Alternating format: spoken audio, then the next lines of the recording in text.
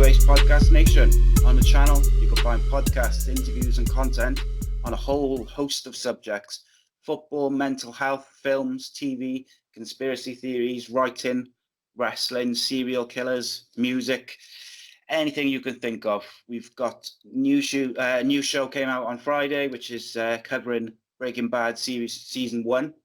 As we build up for the release of El Camino. Every Wednesday, we've got the Andy Campbell Championship Show, where we cover the Championship football with former Premier League and Championship striker Andy Campbell, as well as a new MMA show with former Cage Warriors champion Danny Batten, starting next Sunday after UFC 243, I think it is. I get confused, there's so many of them. So today's show is about wrestling. Generally, we're going to talk to someone who's a relatively new name to some people, maybe, but he's gaining a big reputation for himself as someone who's reliable and interesting. He is the US editor for TalkSport and 1/3 of the Pro Wrestle show on TalkSport, Mr. Alex McCarthy. Welcome, Alex. Thank you, Simon. Thanks for having me on today, bud. No worries, mate. Looking forward to it. Looking forward to talking a bit of wrestling. It's been an interesting couple of weeks, to say the least. Yeah, there's enough to talk about. I've got to tell you. Yeah. So just before we get into that, just talk about you a little bit, just for the people who maybe don't know you, or haven't come across you.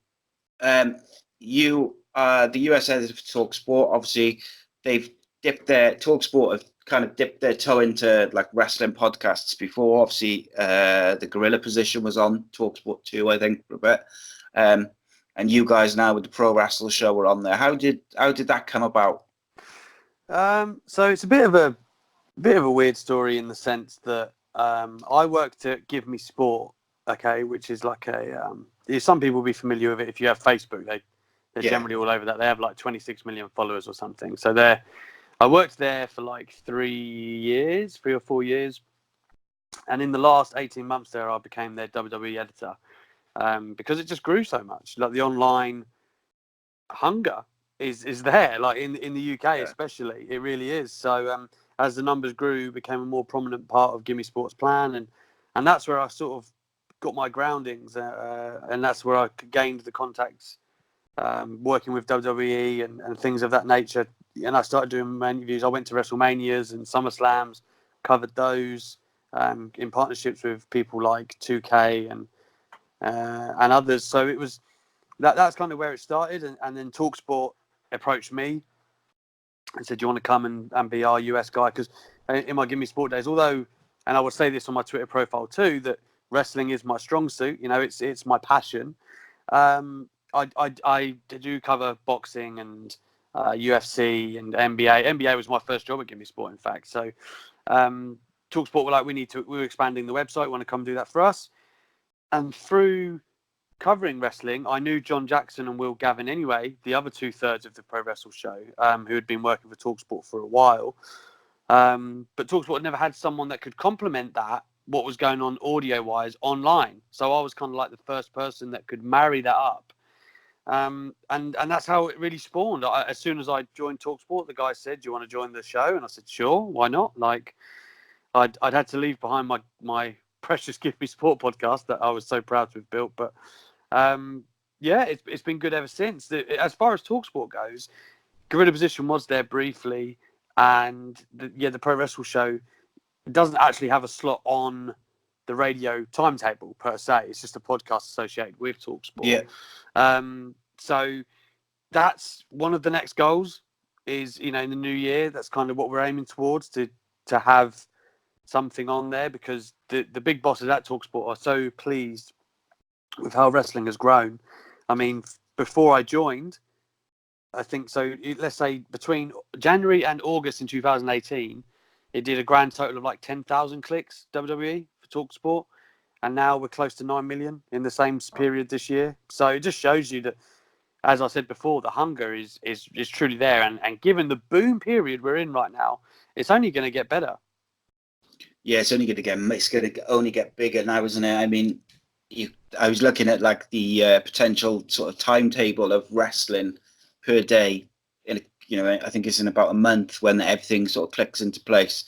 You'll have Raw Monday, AEW Wednesday with NXT Wednesday, I think Impact Tuesday, Thursday NXT UK, Friday SmackDown, and then that's without things like, your Ring of Honors and your New Japans and these other things. Plus you have takeovers and pay-per-views and stuff on the weekend. It's going to be mad, and you're right, wrestling fans generally have got an insatiable need for stories and podcasts and interviews and news that you just see more and more, especially on Twitter. I've noticed over the last year, there's more journalists than there's ever been.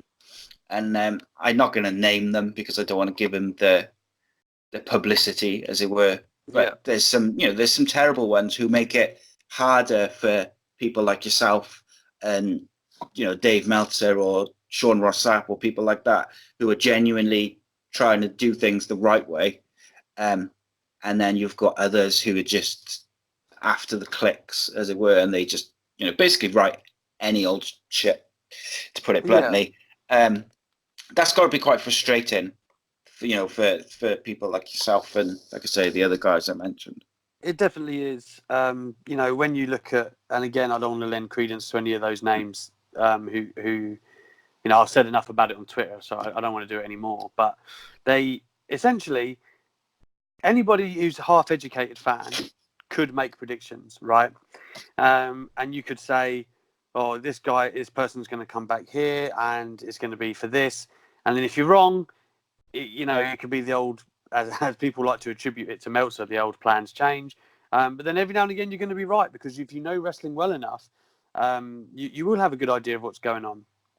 Some of them, it truly is embarrassing, really. And to be tied with that same brush, it's unfortunate, but there's, I went to Double or Nothing, AEW's first show in Vegas, and I was in the press bit, and there was like Bill Apter, Dave Meltzer. I was sitting next to Ryan Satin, and Sean Ross Sapp was the first time I'd actually met him out there.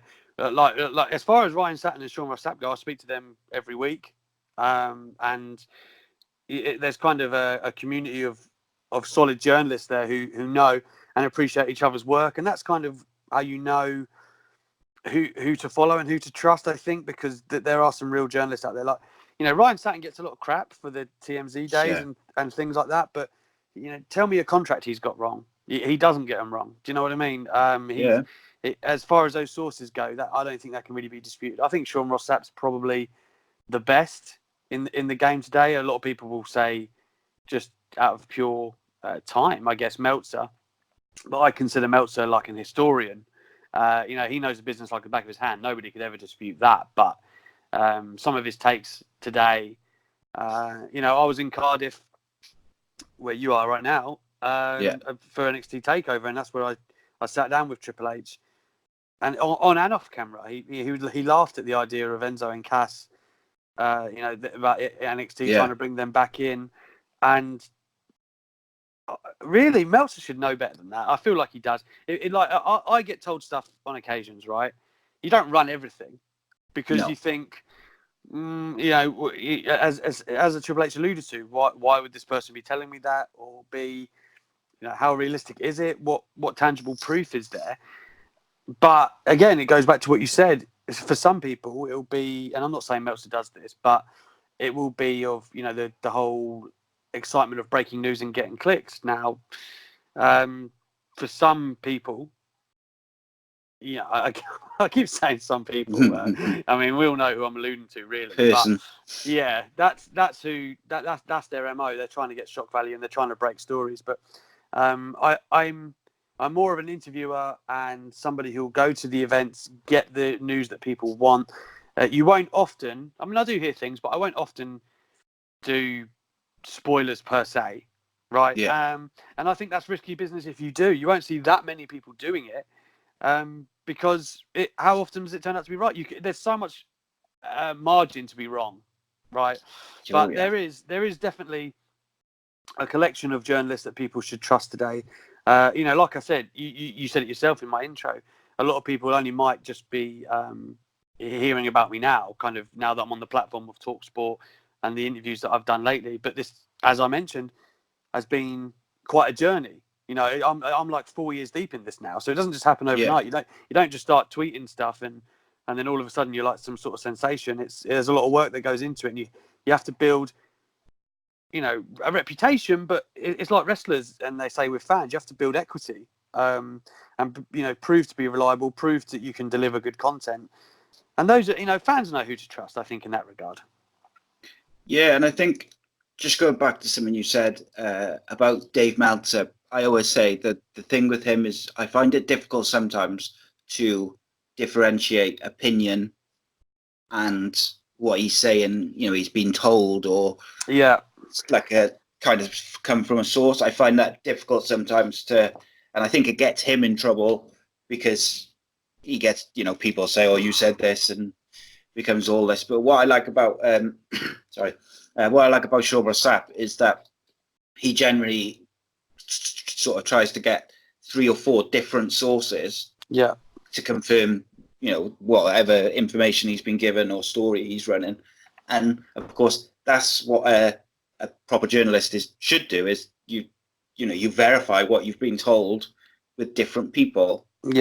Obviously, Dave, I don't know, maybe he didn't do that in the case of Enzo and Cass, but I mean, I don't know. If he got that from the source, like Enzo and Cass, like, and that's if we're assuming that, because I can't imagine he got it from inside WWE. I find it virtually impossible. No. So if he got it from the horse's mouth, then you can understand why he might have run it, but he still probably should have thought to himself, why would they come to me with it? So it's a tricky one, and like you said as well, with him saying stuff on his radio show, and the next thing you know, it's being reported around all the dirt sheets and the websites. Unfortunately, as his status is, and he has been for a long time, the top, either the top journalist or the most recognisable one, unfortunately that's going to happen to him, and that's not always his fault. Do you know what I mean? Like, people are reading into his words, so I kind of feel for him in that regard. But at the same time, I think this past year was one of the first time in a long times you could look back at multiple occasions where you think, it wasn't not your best work, Dave. But, you know, I still respect him greatly as a historian of the business, for sure. Yeah, you know, just to be in that, like, kind of wrestling journalism and reporting for such a long time is difficult, because, and like, even going back to the person that we were alluding to, you're right, he goes for like shock value and clicks to try and gain his attention or reputation, whatever you want to call it. But I feel like that's quite a short shelf life, because eventually people kind of work you out, and the more people are calling him out, whether it's wrestlers or other journalists or people are just kind of seeing through it, it's, you know, you're going to get found out if you just go on your computer and literally just just guess and make up whatever you're going to make up. And I think, you know, like you say, in this day and age with social media and internet, there's no such thing as a casual fan. If you like wrestling, or you're passionate about wrestling, or you just really enjoy it, you can go onto the internet to hundreds of sites and find out rumors, news, storyline plans, speculation, whatever it may be, and you could make an educated guess of what is going to happen. Yeah, I feel that he's kind of built, you know, and there's a few others too, but primarily focusing on him, that's kind of what he's built himself off.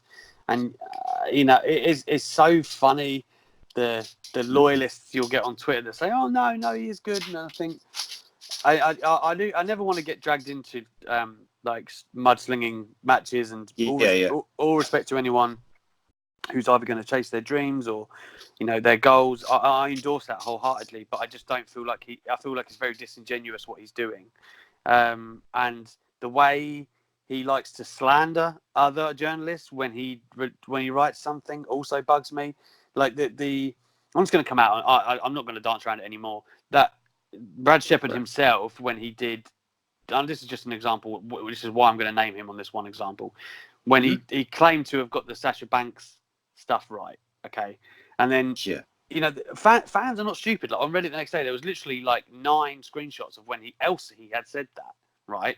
So he 9 times he'd got it wrong, but then once when it just so happened that he obviously guessed again, and she did turn up, and then he did this long tweet where he like slated people like Ryan Slatton and Sean Ross. I think Pollock even got a slating, and everyone, as if like I was like, who does that? Like I couldn't understand the whole, and I don't ever think that your success should be defined by anyone else's failure or anything like that. And all those kind of mantras, like do your own thing, that's fine, but don't.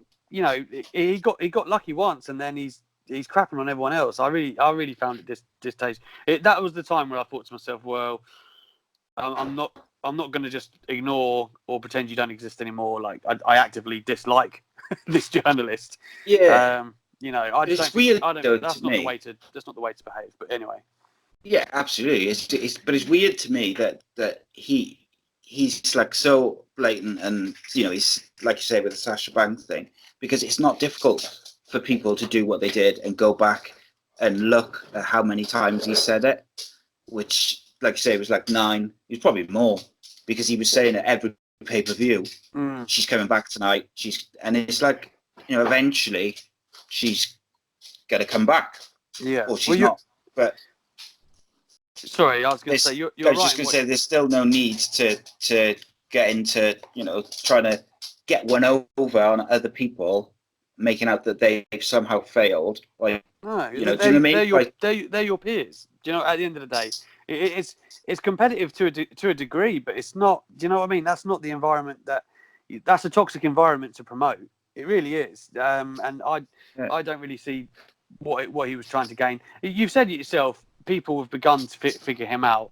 I find it staggering that he even still has the audacity to post stuff. Honestly, if I was him and I'd had so many people shut me down, he's had a handful of WWE superstars actively say that's rubbish. I'd be mortified if that happened to me once. Mortified, like truly embarrassed that I claim to be a real journalist and that's what happened to me. I would be really, really embarrassed. So, and that's not again. That goes back to everyone's going to have wrong reports in this business at some point, right? But it's the reports that he goes after, like the one where he said Rusev was leaving. Well, look at that now. It's just silly stuff. It really is. But there you go. Yeah, it's embarrassing, because it's supposedly it's his job, and he's being actively called out for doing it, not just badly but offensively as well, and still has the gall to keep doing it. And I think he launched a Patreon I saw the other day, and I was like, Jesus. Yeah, it's and when the superstars are responding to him and stuff, whether we like it or not, it kind of reflects. It kind of reflects badly on all of us, because it's like it's almost like that it's our profession, and he's somehow looking like he's a part of it, but he's not. I said this the other day. He's really not. He doesn't do the same job that we do to any degree. No, and the thing is when you've got people who generally wrestling fans who just don't trust any wrestling journalism, and then they see Rusev calling out him, they do lump everybody, and they say, "Oh, the dirt sheets and wrestling journalism isn't a real thing," or whatever it may be. Okay, so we've given him enough. Yeah, I was about to say I don't want to talk about him anymore. I don't want to move. Just brings the conversation down. Yeah. So AEW announced their UK TV deal. Right. To me, I'm not a wrestling journalist, just a wrestling fan, and I talk about wrestling sometimes. I think it's terrible, and I think the reason it's terrible is that it was sold as one thing to fans, and then when it's come out, it's kind of been, oh, there you go, and it's complete opposite to what you were kind of promised for a very long time. Or maybe not promised, maybe promised is the wrong word, but certainly it was intimated clearly that it was going to be on ITV or ITV4 live. And then to get this, I feel like is a bit of a slap in the face. Whereas if at the start they'd said it's going to be live on Fight TV for $4.99, but also it's going to be on free TV, highlights, or an early morning edited version, people would have been really, really happy with that, because you wouldn't have to buy, people who haven't got Sky wouldn't have to buy Sky or BT Sport to get it. And also, it's like $5 a month. But I feel like it was the way people felt misled rather than the deal being terrible. And it's their first misstep, I think. I think you're exactly right. Objectively speaking, it's not a good deal. And that's, I say that in comparison to, again, what you said was intimated. You know, Cody Rhodes is sitting there at StarCast. He's since now claimed that it was like a comedy panel. And that, you know, as if to say that what he was saying wasn't serious, but I dispute that. But he said that they had a better UK TV deal than WWE. Now, he might still say, and I've seen him tweet, that $5 is a good deal. Sure, like I can understand where he's coming from. And again, if that was the original pitch, then I feel like people would have gone for it more. But just take this into account. The way the announcements came out the other day, okay? So first of all, we've got some ITV scheduler who's like dropping the news. For some unknown reason, he decides to drop the news, right? Immediately, I inboxed Matt Jackson with that tweet. And I was like, really? is this what's happening? And you look at, he had to delete those tweets, okay? So it's very clear. It's very clear how AEW felt about that. Then ITV come with the announcement. Yep, we're going to have you every Sunday, 8:40. I think it's 8:20. Sorry, a.m. And then everyone's like, "Wait, what?" Like, it's one thing to get it like the day after, but 4 days. You know, 4 days later, and that's what I said in the tweet. You know, before Tony Khan then responds to that, you're thinking, so I'm going to watch an episode of Dynamite after a pay-per-view that builds to that pay-per-view. That makes no sense. And then Tony Khan is then forced to be in a position where he gives a very vague promise of, but there will be a live show the week of pay-per-views. How confusing is that for a new brand? Do you know what I mean? To have, so you find it here every week. Oh, but not this week. Not on these intermittent weeks when we have pay-per-views. Then you have to find it somewhere else, which we don't know yet. I can't tell you for sure when and where that is, but it will be. Do you know what I mean? It's just a bit. And also, when you're trying to build, you're trying to get new fans. You're trying to get lapsed WWE fans, particularly in the UK, people who don't watch WWE live because it's on Sky. You're trying to get all those lapsed fans and those fans who've perhaps drifted out of it. And then it's kind of like you're not going to get them if they're watching every week, and then suddenly they go to watch it. Oh, it's not on because it was on 2 days earlier. Do you know what I mean? It's bizarre. As I said with the announcement as well, and then Tony Khan then has to come out again later. So this is what I'm saying. Like it clearly wasn't the original plan. The way they're like, it was like they were scrambling, right? So they've done these announcements have come out, and then they're like, and then later on that day. So you would have thought the first thing Tony Khan would have said to these rumors and ITV's announcement is, but you can get it live on Fight. That would have been the thing, right? Straight away. But they didn't. And then so later that day, he then comes out and says, internationally, you can get it on Fight now.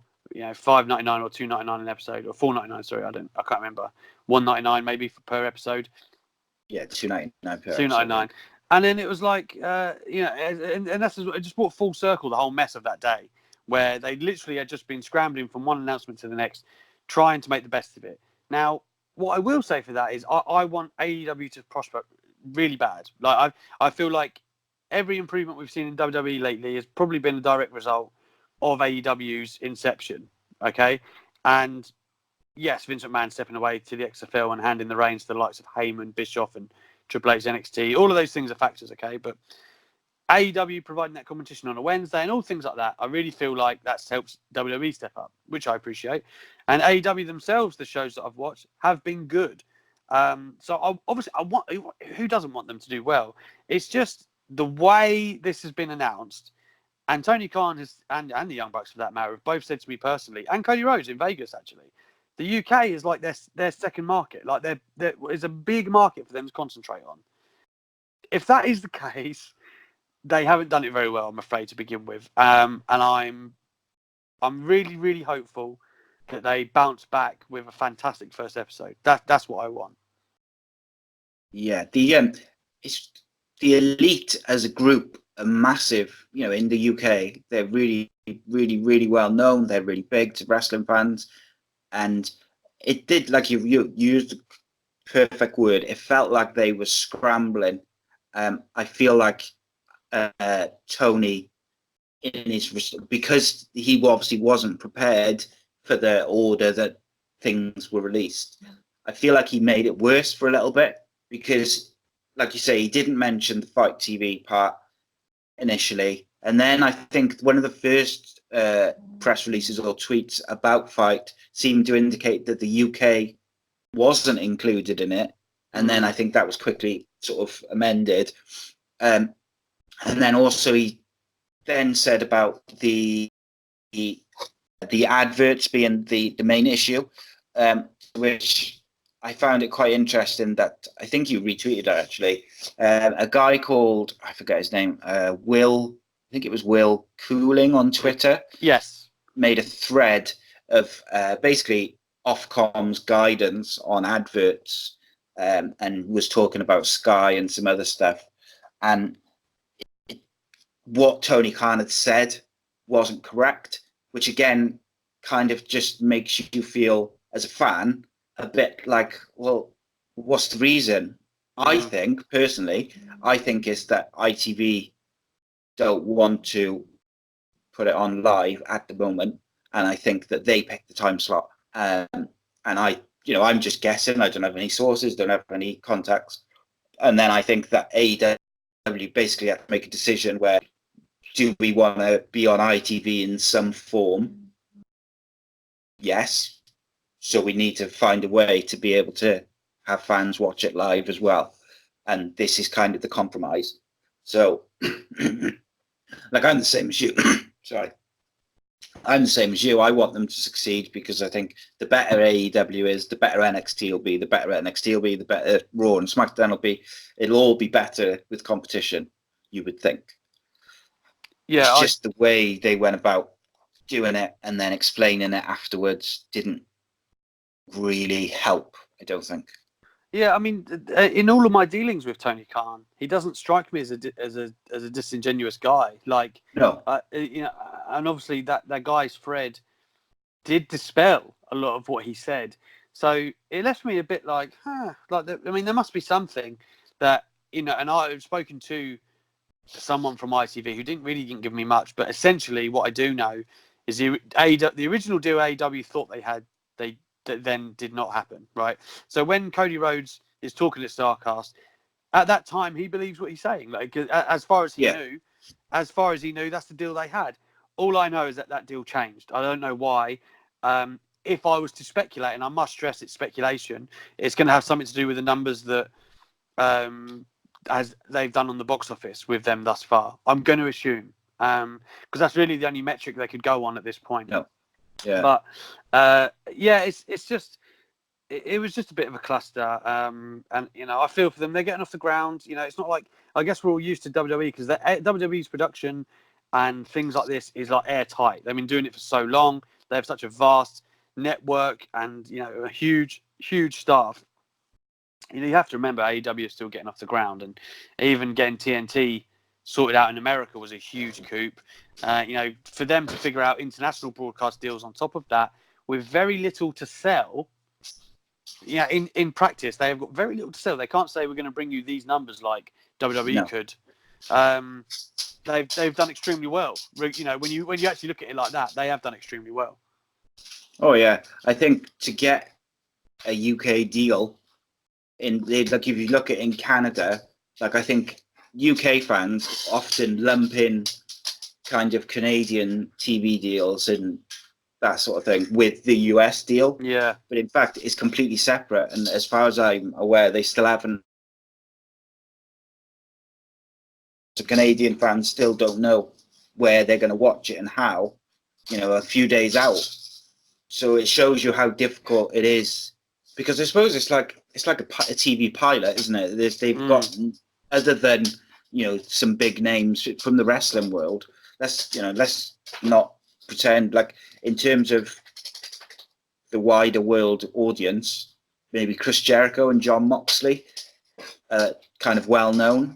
The rest are only well known to wrestling fans, which is great for us wrestling fans. But in terms of TV companies, unless they've got kind of wrestling fans in those positions who are making those decisions, it's going to be quite a hard sell for them to get the deals in place and get them done and get them sorted. And you're right, they've done a very good job. So NXT's ratings went down slightly, which I think I was kind of expecting them to drop a little bit this week, simply because I didn't think they were going to do a lot this week in terms of massive, huge angles, because obviously they're saving it all for next week. Were you surprised by the rating dropping? I still think Triple H and Co will be pleased with over 1 million. I think that's a good number for them at the gate, and I honestly can't really predict what AEW is going to do, but if they were hoping to prize away viewers from WWE, then NXT's show next week that's a hard sell, because that is a stacked show. It's a takeover worthy show. So if AEW did in and around 1 million, they're probably more looking at between 500k and 1 million, I think, for their first show. People think AEW might get stronger with time, and I can see why. But for WWE, I think they probably expected a little drop off, but it'll be very, very interesting to see what the combined metrics are next week. Because back in the Monday Night Wars, people used to say, oh, so, WWE had, I'm just going to say like a 5.2 and WCW had a 4.6. Therefore, we've got, like 9.8 million people watching wrestling. But that's not strictly true, because people channel flip, right? You might be watching both. So it'll be very interesting to see if AEW's debut detracts from WWE, or will it help them both rise? You know what I'm saying? Maybe people will be so interested to see both. It's very interesting. I still think, having spoken to Triple H before the launch, and he didn't want to commit to a number, but above 1 million I think he was always going to be happy. So for now, I think that's good ground for NXT, and they're not going to be worried about a slight drop. The premiere, as Raw has been showcased as next week, and then you got Fox. Those things are always expected to do good numbers.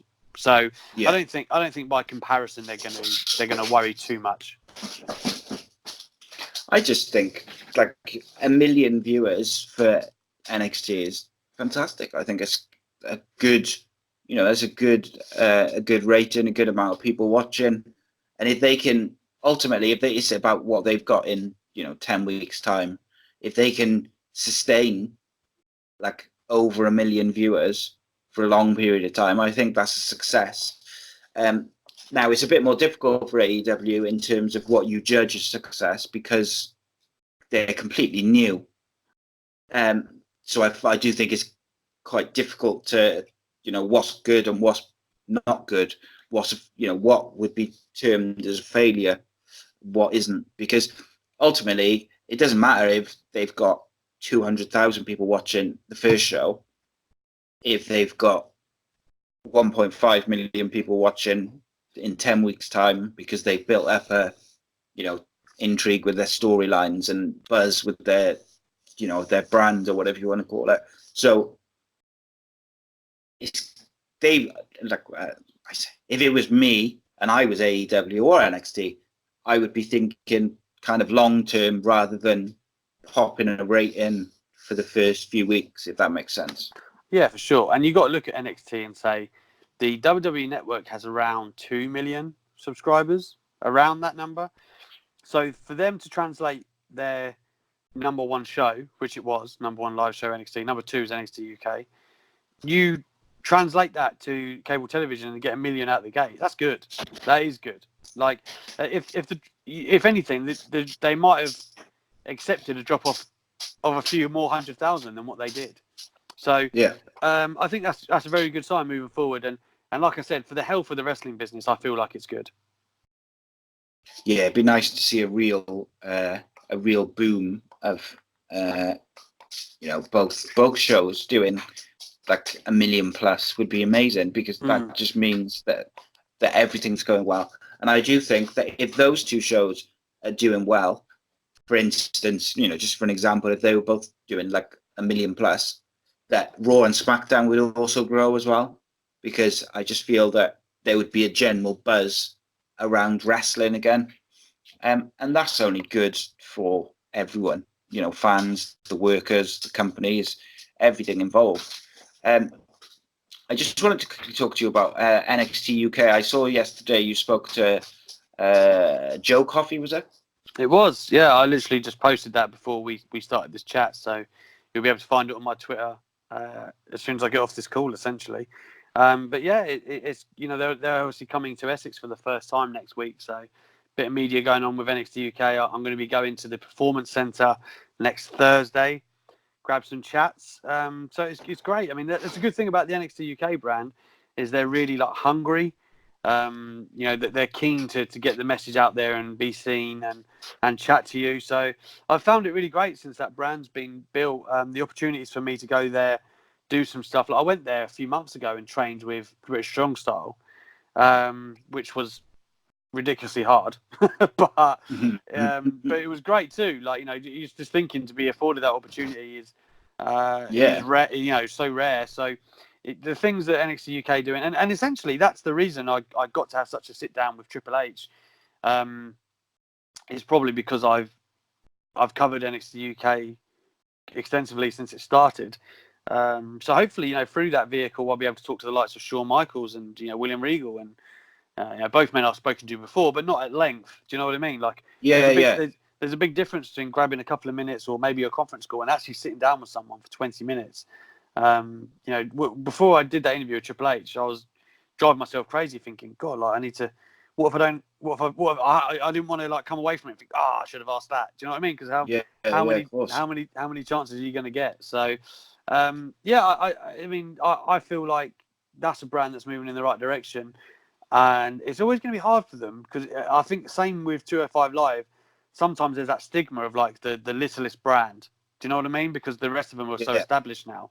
But I feel like with the takeovers, that people are realizing, like, yes, there is a hell of a lot of talent there.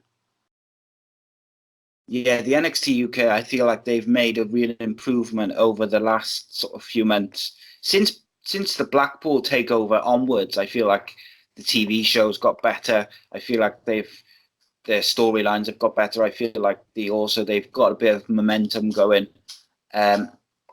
Obviously bringing in like Walter and Imperium, is obviously that helps with everything in terms of ring work and storyline.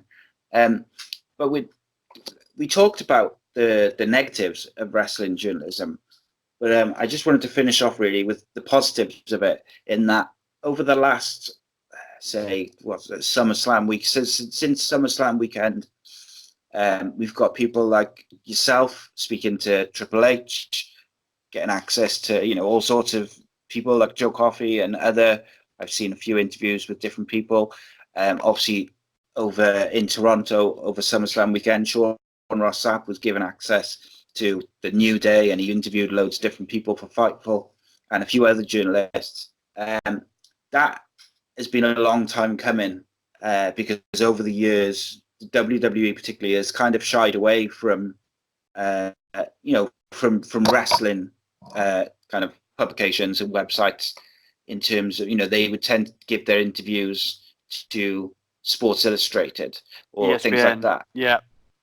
And I do think that a large part of that is Triple H, because obviously the conference calls after the takeovers, where those people are on those calls, obviously has then developed into more, whether it's because of Triple H or other people, or whatever it may be. But I am very happy to see it, because that's what you want as a wrestling fan. You want the people who are reporting on these subjects to be able to interview the people, and if there is a story, they can reach out to those people and say, this is the story, this is what has been reported, or this is what's being told. Can you give an opinion, a quote, whatever it may be? Yeah, And that's how it should be, really. yeah, and I think in this age of reporting or journalism, however you want to phrase it, it's been a long time coming, because the wrestling, even the term dirt sheets, I always find a bit disparaging, because essentially we have lived in an age for so long of just rumors.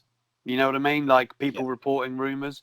There's not much straight from the horse's mouth. So, and again, when I got the opportunity to sit with Triple H and even the Young Bucks, like I will post to them things that have been reported or rumors, so that and whether you believe them or not is up to you. But it's at least you've got it from the horse's mouth. Do you know what I mean?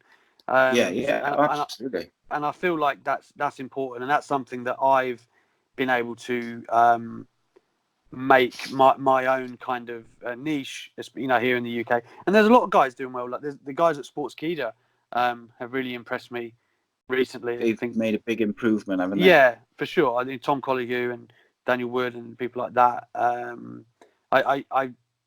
Sorry, Gary Cassidy as well. There's a lot of good guys there that are pretty much UK based, but doing great work. I met a lot of them in Cardiff as well.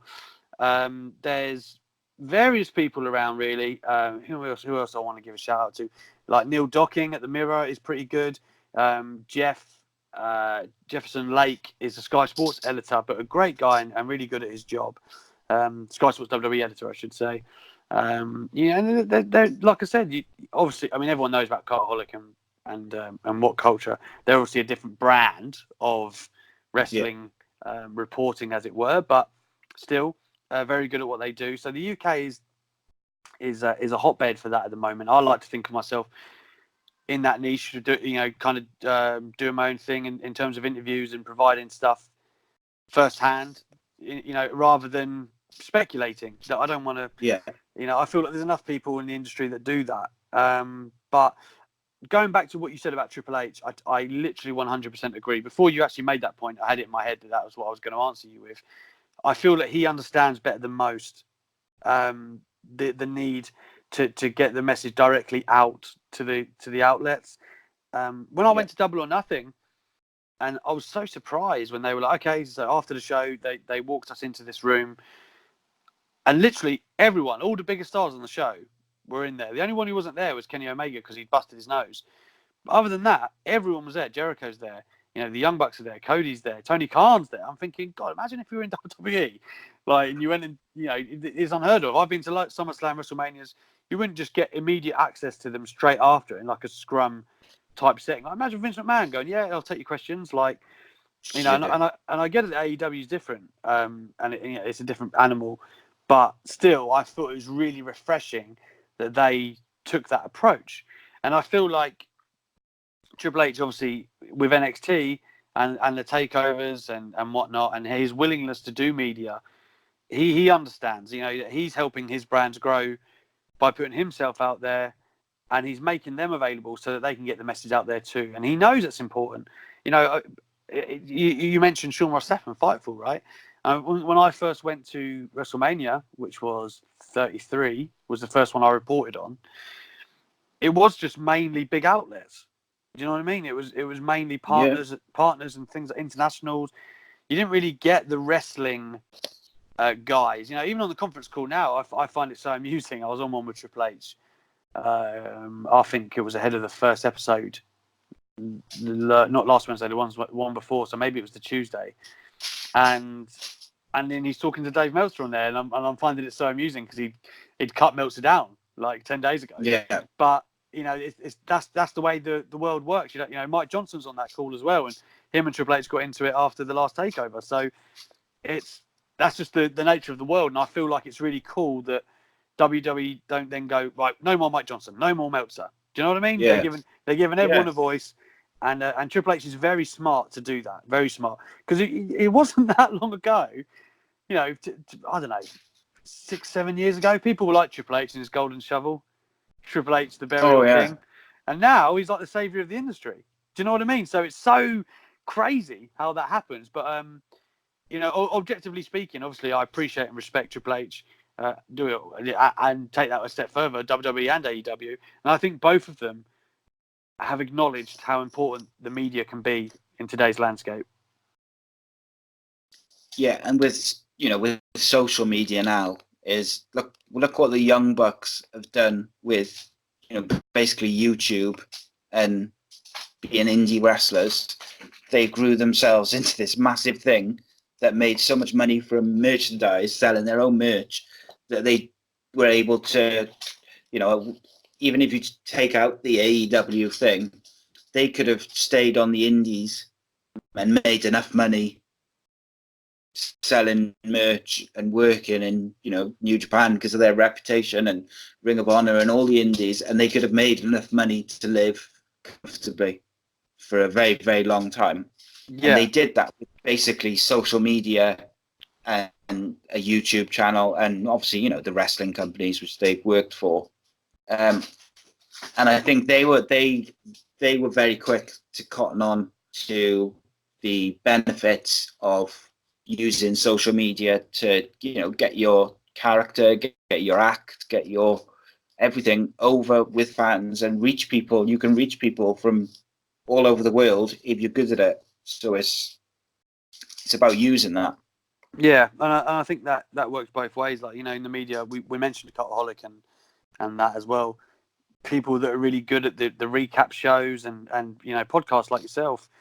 It's all got a place in the medium, and wrestling fans, as it goes right back to the first thing we said, very hungry for content and different ways to take it in. Me writing out the full interviews that I do with people is almost a throwback. People don't really do that now, right? Like it's normally like one line or two. So it's all, I find though that the fans are so hungry to digest content in so many different ways.